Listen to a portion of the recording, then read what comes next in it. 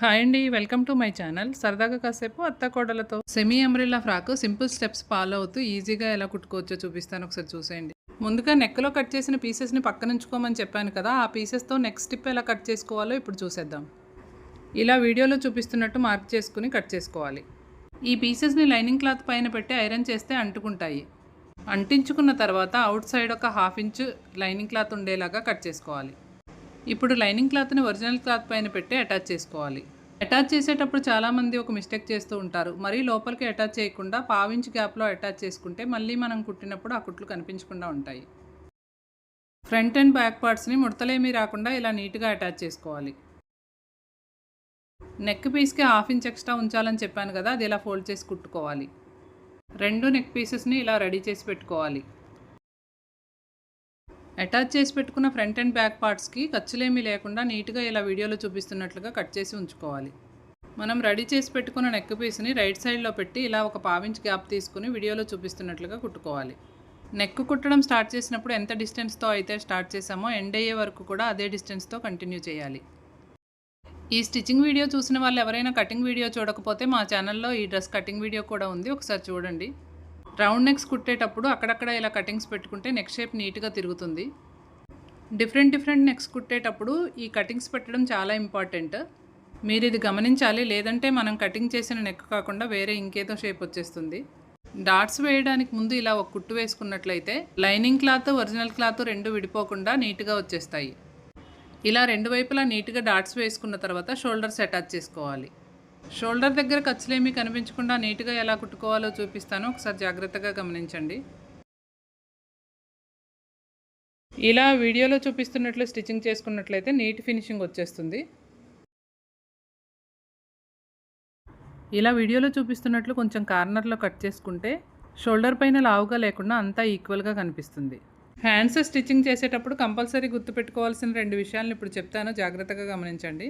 హ్యాండ్స్ని loading చేసుకునేలా ఉంటే original క్లాత్కి రైట్ సైడ్న లైనింగ్ని పెట్టుకుని స్టిచ్చింగ్ చేసుకోవాలి. లెఫ్ట్ రైట్ రాంగ్ రాకుండా ఉండాలంటే ఒక హ్యాండ్ కుట్టిన తర్వాత ఫ్రంట్ పార్ట్తో ఎండ్ అయితే రెండో హ్యాండ్కి కూడా ఫ్రంట్ పార్ట్తో స్టార్ట్ చేసుకోవాలి, అప్పుడు రాంగ్ రాకుండా ఉంటుంది. లైనింగ్ క్లాత్కి హ్యాండ్స్ అటాచ్ చేసేటప్పుడు కూడా ముడతలేమీ రాకుండా నీట్గా అటాచ్ చేసుకోవాలి. హ్యాండ్స్ని ఇలా రెడీ చేసుకున్న తర్వాత ఫ్రంట్ అండ్ బ్యాక్ ఒకసారి చెక్ చేసుకుని షోల్డర్ దగ్గర నుంచి అటాచ్ చేసుకున్నట్లయితే ఒకవైపు మిగిలిపోవడం ఒకవైపు తక్కువ అవడం లేకుండా ఈక్వల్గా వచ్చేస్తాయి. టైలరింగ్లో మనకి లెక్కలేనన్ని టిప్స్ ఉంటాయి. మీరు మా వీడియోస్ని ఫాలో చేసినట్లయితే నేను ఆ టిప్స్ అన్నీ మీకు షేర్ చేస్తూ ఉంటాను. బాడీ పార్ట్ అంతా రెడీ అయిన తర్వాత సైడ్స్ వేయకముందే కింద ఫ్లేర్ని అటాచ్ చేసుకోవాలి.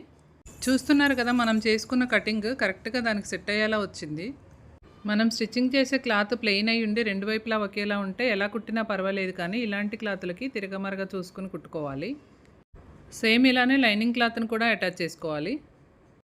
ఇలా ఫ్రంట్ పార్ట్కి ఫ్రంట్ పార్ట్, బ్యాక్ పార్ట్కి బ్యాక్ పార్ట్ సపరేట్గా అటాచ్ చేసుకోవాలి. కొంతమంది ముందుగానే బాడీ పార్ట్ అంతా రెడీ చేసి కింద అంబ్రెల్లా తర్వాత అటాచ్ చేస్తారు. అలా చేయడం వల్ల ఆ డ్రెస్ టైట్ కానీ లూజ్ కానీ అయినప్పుడు ఆల్టరేషన్ చేయడానికి చాలా కష్టం అవుతుంది. మన దగ్గర కుట్టించుకున్న వాళ్ళు లూజ్ కానీ టైట్ కానీ అయినప్పుడు మళ్ళీ మన దగ్గరికే తీసుకుని వస్తారు కదా, అప్పుడు ఒక కుట్టేసి ఈజీగా ఇచ్చేయచ్చు. బాడీ రెడీ చేసిన తర్వాత అంబ్రెల్లా అటాచ్ చేసినట్లయితే మళ్ళీ అదంతా విప్పడానికి చాలా రిస్క్ అయిపోతుందని నేను ఈ మెథడ్ ఫాలో అవుతాను. మరి మీరు కూడా ఈ టిప్పును ఫాలో అవ్వండి. అరగంటలో చేసే పని 5 నిమిషాల్లో చేసేయచ్చు. ఒరిజినల్ క్లాత్కి ఎలాగో జిగ్జాగ్ చేస్తాం కాబట్టి లైనింగ్ క్లాత్ని ఇలా ఫోల్డ్ చేసి కుట్టుకుందాం. ఇప్పుడు హ్యాండ్ లూజ్ ఒకసారి చెక్ చేసుకుని మనం పెట్టుకున్న మార్కుని ఫాలో అవుతూ సైడ్స్ కలిపేద్దాం. సైడ్స్ కలపడం కూడా మీరు ఒకసారి జాగ్రత్తగా గమనించండి. బాడీ వరకు అటాచ్ చేసిన తర్వాత కింద ఫ్లేర్ అటాచ్ చేసేటప్పుడు సపరేట్ చేసి అటాచ్ చేస్తాను. ఇలా అటాచ్ చేయడం వల్ల ఫ్లేర్ బాగా కనిపిస్తుంది. ఫస్ట్ కుట్టు వేసినప్పుడు వేస్ట్ పార్ట్ వరకు కుట్టుకుంటూ వచ్చి లైనింగ్ని సపరేట్ చేసి ఒరిజినల్ క్లాత్ని కుట్టుకోవాలి. సెకండ్ స్టిచ్చింగ్ వేసేటప్పుడు ఒరిజినల్ క్లాత్ని వదిలేసి లైనింగ్ క్లాత్కి స్టిచ్చింగ్ వేసుకోవాలి. నేను బొటిక్ స్టార్ట్ చేసిన కొత్తలో కస్టమర్కి ఏదైనా డెలివరీ ఇచ్చిన తర్వాత వాళ్ళ నుంచి ఏం ఆన్సర్ వస్తుందో అని వెయిట్ చేసేదాన్ని. ఒక రోజంతా వెయిట్ చేసిన తర్వాత నేనే ఫోన్ చేసి కనుక్కునేదాన్ని ఫిట్టింగ్స్ ఎలా ఉన్నాయండి అని. వాళ్ళు బాగానే ఉన్నాయండి అంటే అమ్మయ్య అని ఊపిరి పీల్చుకునేదాన్ని. నా మీద నాకు నమ్మకం కుదిరిన తర్వాత నేను ఆ భయాన్ని వదిలేసి ఎంజాయ్ చేస్తూ వర్క్ చేయడం మొదలుపెట్టాను. నేను ఎప్పుడూ ఈ పనిని కష్టంగా ఫీల్ అవ్వలేదు. మన ఓన్ క్రియేటివిటీని చూపించుకోవడానికి ఇది ఒక మంచి ప్లాట్ఫామ్గా భావించానండి. నా దగ్గర రెగ్యులర్గా స్టిచ్చింగ్ చేయించుకునే వాళ్ళు మా పిల్లలకి ఏం సెట్ అవుతాయో మీకే బాగా తెలుసు, మీరే నచ్చినట్టు కుట్టండి అని చెప్పేవాళ్ళు. నా వీడియోస్ చూస్తున్న వాళ్ళలో ఎవరైనా బొటిక్స్ ఉన్న వాళ్ళు కానీ, ఇంట్లో స్టిచ్చింగ్ చేసుకునే వాళ్ళు కానీ, కొత్తగా నేర్చుకునే వాళ్ళు కానీ ఎవరైనా ఉంటే మీ అనుభవాలను కూడా నాతో షేర్ చేసుకోండి. వచ్చేయండి ఒకసారి టైలర్స్ అందరు కలిసి కామెంట్ బాక్స్లో హల్చల్ చేద్దాం. సినిమా హీరోలకే కాదు, మన టైలర్స్ కూడా చాలామంది అభిమానులు ఉంటారు. అందరం కలిసి యూట్యూబ్ ఇచ్చిన అవకాశాన్ని సద్వినియోగం చేసుకుంటూ సరదాగా అలా ఎంజాయ్ చేస్తూ వర్క్ చేసుకుందాం. చూశారు కదా మీతో మాట్లాడుతూ ఫ్రాక్ ఈజీగా ఎలా కుట్టేశాను. మా వీడియోస్ మీకు నచ్చినట్లయితే మా ఛానల్ని సబ్స్క్రైబ్ చేసుకుని తప్పకుండా ఫాలో చేయండి. కొత్త డ్రెస్ వేసుకుని మా కోడలు ఎంత బాగా ఎంజాయ్ చేస్తుందో చూడండి. మీతో మాట్లాడుతూ టైమే తెలియలేదండి. నెక్స్ట్ వీడియోలో కలుద్దాం. బాయ్.